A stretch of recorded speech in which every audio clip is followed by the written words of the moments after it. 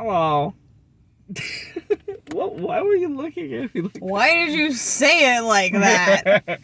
Anyway, it's another movie corner. We are really getting into, doing movies every week. Free tickets help. I just love, movie dates. Yes. Anyway, so tonight's movie was an R.L.Stines movie. I'm surprised that stayed.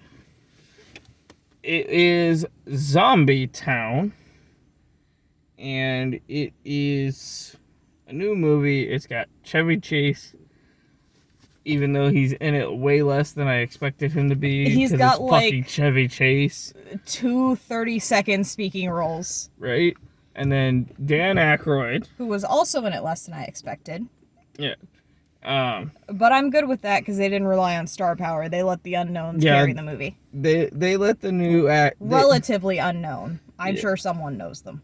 I didn't. Yeah. Well, so Zombie Town is the new comedy horror by R.L.Stines. If you've never read R.L.Stines, what's wrong with you? Fail. No, R.L.Stines is second favorite horror author. Hold on. I always forget. There we go. Stephen King, of course, being the first. But the movie is about a town who is obsessed with Dan Aykroyd's character, Lynn Carver, who is essentially, the Wes Craven and the... That's not how you say that word. But yes, Len Carver is a Wes Craven. He's the Wes Obviously. Craven or the John Carpenter of this universe. I'd say more Wes Craven, at least going off the name. Yeah, more... But, so he's a horror movie writer and director. And you find out, spoilers ahead. You find out that the movies that he has been writing and directing... Well, let's start from the beginning. Let me do it. So, he hasn't made a movie in 30 years. We start off with news coverage of he's releasing a new movie. So, main character Mike, second main character Amy. Mike works at the theater in town and does not like zombie movies. And he's one of two people in the town that don't like horror movies. And it kind of hit home because, with my love of superhero movies as well as our love of horror movies, and we felt a little bit attacked. Because, we are also actors. Also, you find out later in the movie why he doesn't like horror movies. Apparently, he saw a scary movie when he was way too young for it. Which had the opposite effect on us. I turned to her and I went, oh, so it's the other side of that. For those of you who don't know, I was, for some fucking reason, allowed to watch Stephen King's It, the miniseries, because I'm old, when I was 3. Did not faze me except for I wouldn't go near the shower drain for 6 years. Other than that, I was fine. And it kind of corrupted me. I fell asleep watching The Grudge when I was like 9. I've loved horror movies my whole life. My mom has always hated that my dad would let me watch horror movies with him. But, it was also my first horror movie. You see, my mother was weird. She didn't want me to play shooting games because they're too violent, but then she would turn on, like, fucking Texas Chainsaw Massacre or some shit. Like, ma'am. The fuck? You're encouraging this, but not the violent video games. That's a whole nother conversation. But, so, Mike doesn't want to... Basically, the town is having this big event because it's the first Carver movie in 30 years. And, Mike doesn't see the big deal about it and all this other crap. But he's trying to impress Amy, who is, like, I almost called him Wes Craven, Len Carver's biggest fan. Like, oh my god, fangirl. No, the fangirls were his fan club. I'm we not are even the carved Yeah, I'm not even going to mention the fan club beyond that. Just see the movie. They're ridiculous. I love them. But basically... They were kind of annoying, to be honest. Yeah, that's probably how I looked to the guy who played Candyman at THC, but we don't need to go into that. I could definitely go into that. So anyway, inciting incident of the movie, he invites her to the theater to see the film, and like he just wants to show off the film canister. And she's like, "Well, can't we just watch it?" And he doesn't want to. You know, they go back and forth. They end up playing it. Turns out the movie's cursed. You find out later. The movie makes everyone zombies. You find out later. Instead of being, unalived zombies, they're just mindless zombies because they've lost their souls. Because the soul gets sucked into the movie. Kind of baby's first folklore intro of the idea of a film stealing your soul. Basically. That's what I love about R.L. Stine. He pulls in so many of these horror tropes that are usually... He kind of recycled the idea from his... Say Cheese and Die book from Goosebumps. If I may finish, he pulls in a lot of horror tropes that are used to very good effect in things that are much, much scarier. Hold on. Aeroplane! Anyone who has an I Heart Jet Noise sticker on the back of their car does not live within 45 fucking minutes of a naval air base. I goddamn guarantee you. Or are they just like torturing themselves in the Anyway. non-kinky way? Speaking of, did Andy at the bike shop say, "Why am I tied up? It's not Friday"? Yes. Okay. We're not gonna unpack that. Anyway.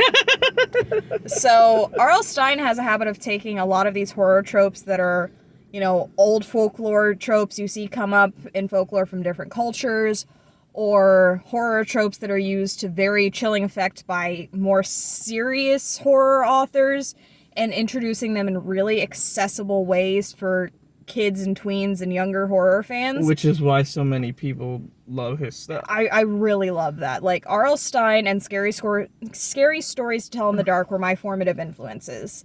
So I do love the intersections with larger folklore there. But yeah, so the whole movie, honestly, I don't have too much more to say on it. It's just, it is a fun, like, tween intro to horror movie romp. If you like R.L. Stine stuff, it's essentially the same thing. If you're nostalgic for shit like Night of the Living Dummy, and you're nostalgic for walking down the aisles at a Blockbuster, or in my case, a Hollywood Video, when you were like 10 and grabbing anything with R.L. Stine on the cover, you'll love this. I start getting you R.L. Stine stuff.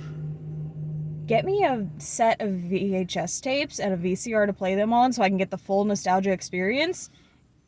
And I can't finish that sentence on camera. Use your imagination. But if you're nostalgic for, going to your school... probably the same way. If you're nostalgic for going to your school book fair and, like, grabbing all the R.L. Stine, all the Goosebumps books, all of the Scary Stories to Tell in the Dark, you'll love this. I remember the first R.L. Stine book I bought for myself was Be Careful What You Wish For from Goosebumps.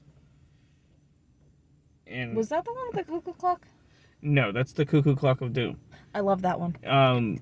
Be Careful What You Wish For was about the girl who was constantly being bullied, and basically she finds this, I can't remember if it's a lamp or whatever, but whatever. Genie. She wishes that she never existed, and then her life gets even worse. So it's a wonderful life, but bad. Yeah. My first R.L. Stine foray was actually... Honestly, I didn't read a whole lot of Goosebumps when I was growing up. Again, weird inconsistencies and rules. Scary Stories to Tell in the Dark, which was not even arguably it was the more intense one, was fine, but Goosebumps was too much. My rules made no sense, alright? Well, Goosebumps was a lot more detailed. Yeah, but Scary Stories is the one that kept me up at night. Scary Stories was scarier. Goosebumps was more detailed, though. Cuckoo Clock of Doom fucked me up, though. But back to the movie. Hold on. Most of my first experience with Goosebumps, The who show. else remembers that too? But who else remembers the Choose Your Own Adventures Goosebumps books? That was most of what I had. I remember the peanut butter and jelly sandwich. That was my favorite Ow! one. Sorry. Why'd you grab my wrist for? I got excited. Shush. But yeah, you had more to add? I was going to say, I don't even know what I was going to say now. But yeah, if you've got like, there are a few jump scares. The zombies are pretty unsettling. So maybe if you've got little kids or kids who are skittish, not quite for I them. wouldn't call them unsettling, more like... I'm trying to look at it from like the point of view of a normal functional child, not what I was. So what is a functional child? I don't know. I'll tell you when I meet one. But Say, have you met my children? our eldest sleeps with a Leatherface plush. I don't think we can use him as a benchmark. He still has that. I know. If you've been around for the channel, when I did the Loot Crate boxes, when I used to do the Loot Crate boxes, when that was a big from thing, you on camera. he took that from me after I recorded that box opening, and I've never gotten it back. So you know your kids, gauge it if you think they can handle it. If they're like already all into horror movies, He messaged. they'll love it. Debbie messaged us me the other day asking if he was old enough to watch the movie now. Can we find a cut without all the boobs? No, he's not. Yeah, this is the weird world of parenting where you're not concerned about your kids seeing someone get their face sawed off, but boobs might be a little too much. Welcome to I'm more concerned, Western hang-ups. I'm more concerned about their mother's reaction to them watching it.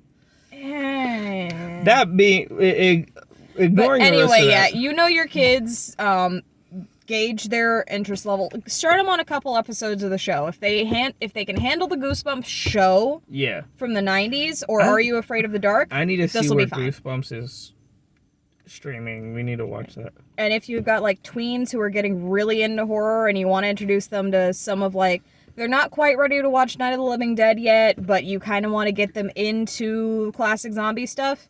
I literally made a Night of the Living Dead joke within the first 10 seconds of the movie.